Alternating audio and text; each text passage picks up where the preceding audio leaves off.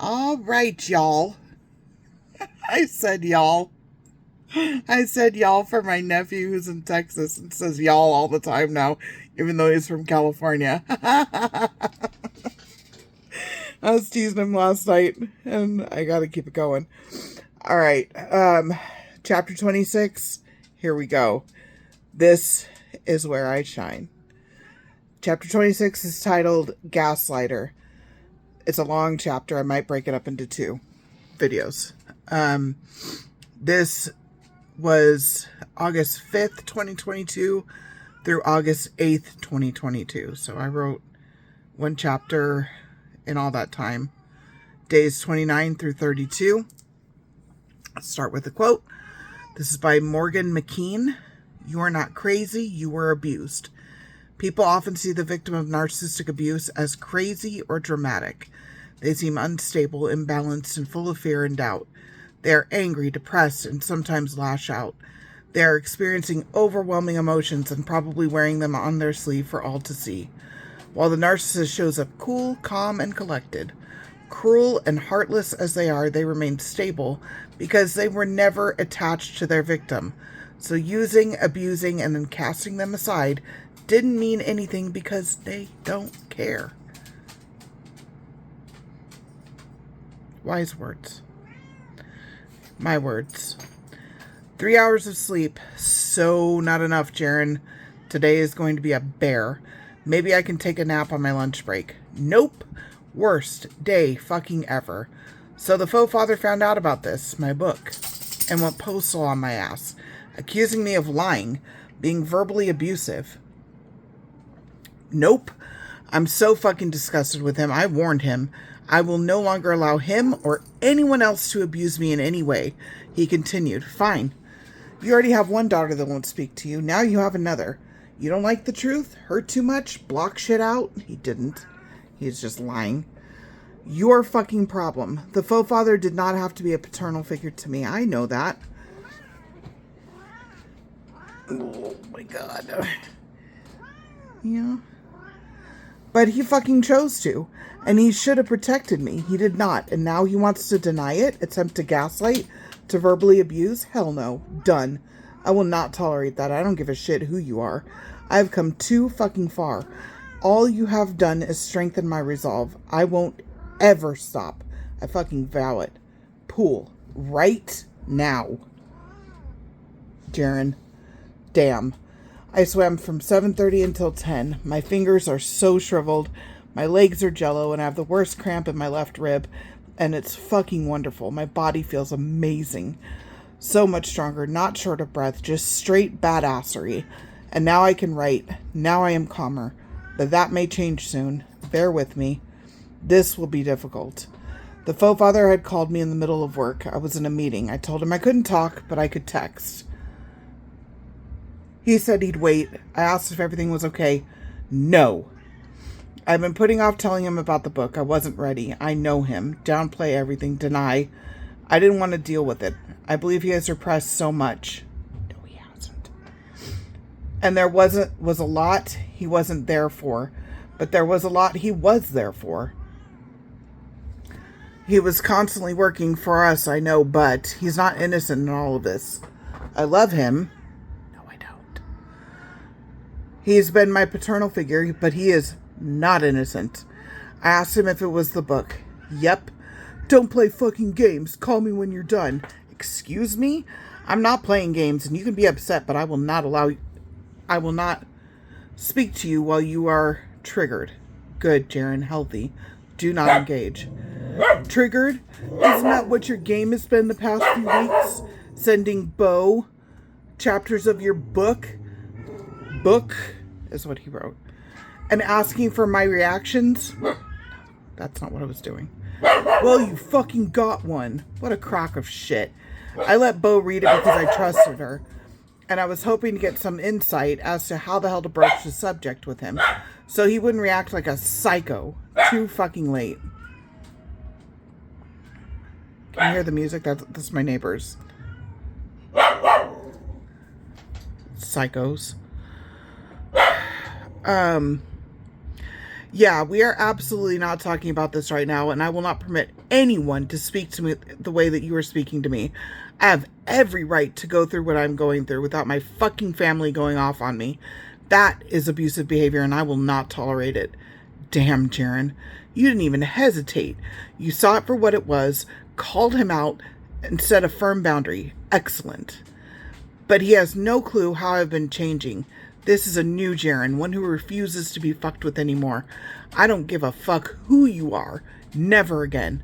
I texted Bo, get him the fuck off my back or I swear I will block him. I am not fucking kidding. I will not put up with this shit. No response from Bo. But the faux father was busy spinning the fuck out and ignoring my boundary. You've already set the wheels in motion. If you didn't want your fucking family involved, you shouldn't have involved them. Now you want to hide from your lies and misrepresentation of events, keep playing the victim. Abusive behavior is lying on someone, then refusing back your hideous accusations up. What? And then he put, sent with gentle effect. What a piece of shit. I didn't write that, but I should have. What a piece of shit. This is the last time I ever talked to him. This is the last time I ever will. He is such a piece of shit. He should be in prison. That pedophile piece of shit. Sick, the faux father. You obviously haven't read it. You're fucking clueless. The whole fucking point of this was to get it all out. 100% honesty. Fuck your fucking projection. Read a fucking book, educate yourself, and maybe get some help, because the fact that half of your kids will no longer speak to you speaks volumes about you.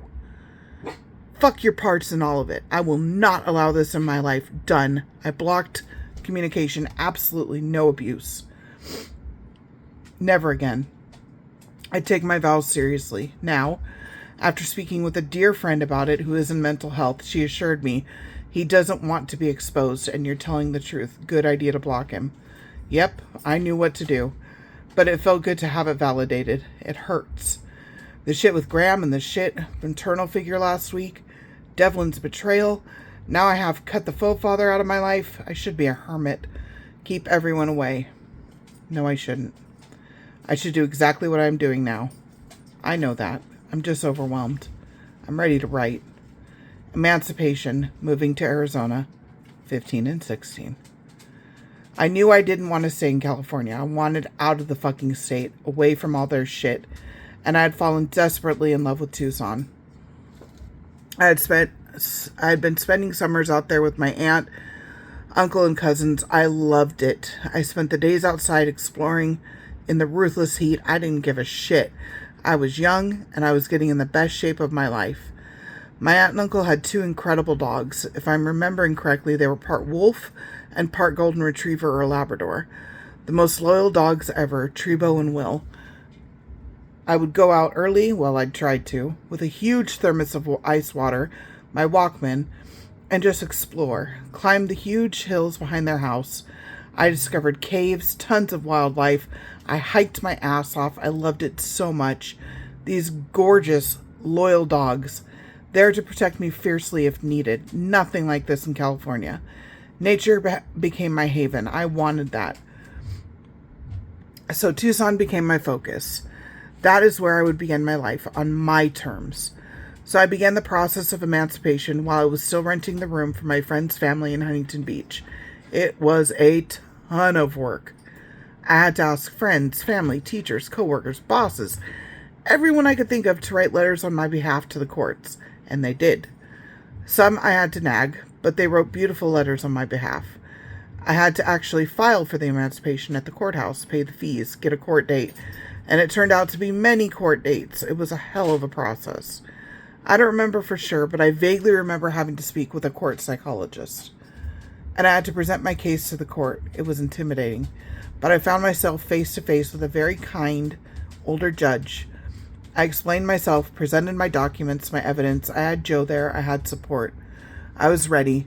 I had my letter typed out. I was very professional. I was very adult-like. I impressed them. The judge asked me what I planned to do if the emancipation was not granted. I told him the truth. I'm never going back to the family, period. If I need to be considered a runaway, so be it, but I would never stop going to school and following my dreams. Then it was over. New continuing court date for months later. Great. It's a long, painful, difficult process, emancipation. It has to be, or everyone would try for it. It must be taken very seriously and truly should be granted only in the most serious circumstances. Though I had months ago, I proceeded as though the emancipation would be granted. Time to step it up, Jaren. You will make this happen.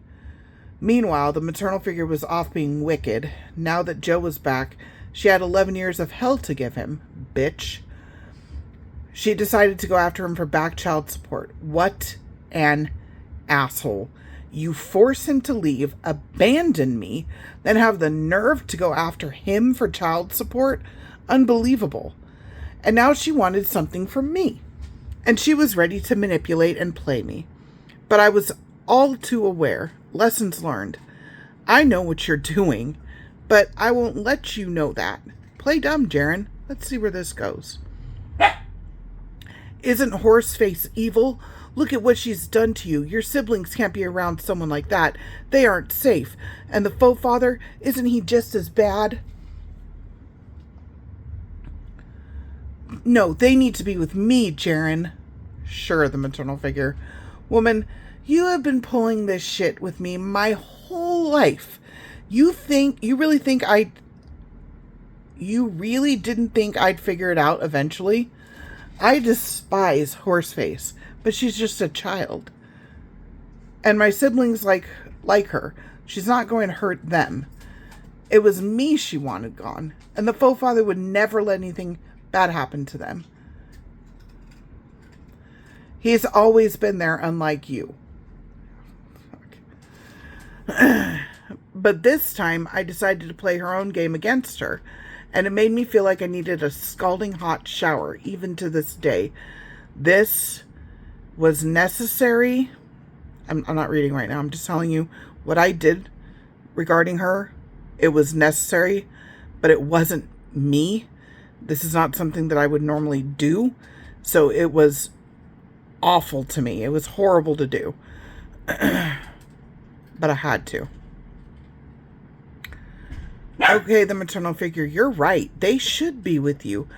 Don't roll your eyes, Jaren. Don't vomit over the words. Play the part.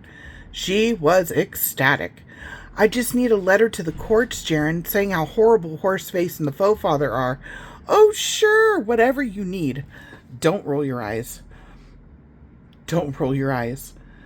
But the maternal figure, you know I'm going through this emancipation. It's a lot. Would you be willing to write a letter on my behalf saying I should be granted the emancipation? Of course she would. Finally have me out of her hair and she gets the siblings back? Of course she would. So she did. And I believe she may have even gone to one of the court cases with me, but I don't remember for sure. She wrote my letter to the court. I submitted it into evidence. Now she wanted hers, but I stalled big time. I had other big things going on. I had found out an apartment in Tucson. I knew where I would go for my senior year of high school, and because of the piece of shit maternal figure, but really because of Joe and the courts, I now had money to move. You see, in the meantime, the child support case had been settled. The maternal figure claimed it as a victory for her. I knew better. I had spoken to the judge, told him about all the times I remembered going to pick up money from Joe when I was 4 years old. I told the judge about her abandoning me right before my 12th birthday. She hadn't taken care of me in years. Why the hell should she get child support? I wasn't there when everything got hashed out, but the maternal figure came out of the courtroom, took me aside, and attempted to bullshit me once again. She tried to make it sound like she was being generous, like she had any say in the court's decision. The back child support will go to you, Jaren. I'm giving it to you. Bullshit. The court gave it to me. Under one stipulation, Jaren, you must go to college, or you won't get the money. Yeah, right. I got the money right away. And of course I'm going to college, but I'm going despite you, not because of you. But I smiled and thanked her. Tool. So I got everything together, started packing. I even got a puppy. I would begin my new life with a best friend. I named him Kinkay, Kinney for short. I don't know. I like weird names for pets. He was adorable. My little mutt, part beagle, part German shepherd, part who the hell knows. Sweetest dog ever. Sorry, my dog Chupacabra now actually ties, and Pete and Emma. All right, I love dogs. They're all awesome. Let me show you. That's Kinkay. Wasn't he adorable? Oh my God, he was so cute. Okay. All right, time to move. I still hadn't resolved the emancipation. I had a court date in a few months to either have it approved or denied, but my senior year of high school was fast approaching, and I needed to get it settled before it began. So off we all went. Joe, the maternal figure, I can't remember everyone that helped me. I'm sorry for that. I really did appreciate all the help. It was just a very stressful time, and I can't remember all of it. We got the U-Haul unloaded. I think everyone stayed the night, and the next day I was officially on my own. And I was scared, relieved, excited, and angry. What the hell? Why am I so angry? Because when it came down to it, this process was very simple. It was exceptionally easy to convince everyone I should be on my own. Yes, I had support, but what little Jaren wanted, deep down inside, I just wanted a responsible adult to step up and stop it all. I wanted to be 15 and 16 years old. I didn't want all this shit. I wanted to be a kid, but that could never happen. And I knew that. I had to keep moving forward. Anger and all. Just keep moving, Jaren. But that first night alone, terrifying. I had a 1-bedroom apartment, just Kenny and I. I kept checking the front door, locked. Patio door off the bedroom, locked. Knobs on the stove turned off. Yes, Jaren. Relax, you're okay. But I so wasn't. I was an imposter. Little girl trying so hard to be grown. I got a part-time job at a pet shop and went to enroll myself in my senior year of high school. They wanted my parents there. I handed them my emancipation paperwork. There's a problem, Jaren. The emancipation hasn't gone through yet, and Arizona doesn't recognize emancipation. Oh, shit. I thought it was federal. I had no clue it didn't reach over state lines. Shit. Now wait, there may be a way, a program, youth on their own. That was my way through around this. So I jumped through the hoops and got myself involved and got myself enrolled in my senior year, just in time for school to begin. I didn't fit in at all. Like, at all. It was complete culture shock. See, I had unknowingly enrolled in one of the most affluent high schools in one of the most affluent areas of Tucson. These kids had grown up together. They were rich and sheltered and had no clue about someone like me at all. Screw them. I'm here to learn, that's all. You could find me at any moment with my nose in a book. Always. It was my escape from everything and everyone, but I felt so desperately lonely. Nobody got me at all. I did bond a bit with my Spanish teacher, but that didn't last. More on that later. Screw these high school kids. Make friends elsewhere. And boy, did I. See that lack of fear? And the whole not really giving a shit if I lived or died? That made for some grand adventures. I met all types of adventurous souls. Rock climbing? Let's go. Off-roading? Hell yes. Swimming in the middle of insane lightning storms? Badass. Hey, Jaren, we know of this cave no one really knows of. Want to go exploring? Fuck yes, I do. That one was actually really scary. The spelunking of the cave. We had no equipment other than flashlights. It was all clay everywhere. And we were caked in it. And everywhere we climbed, there would be a hole. Swiss cheese, some to different caverns. Some just straight the hell down to certain death. And it was so slippery and so fun. God, it was wild. And there was a gorgeous pool of the clearest water. We found water slowly drip, drip, dripping from the stalactites. God, it was incredible. Okay, I'll be right back. I'm going to do part 2.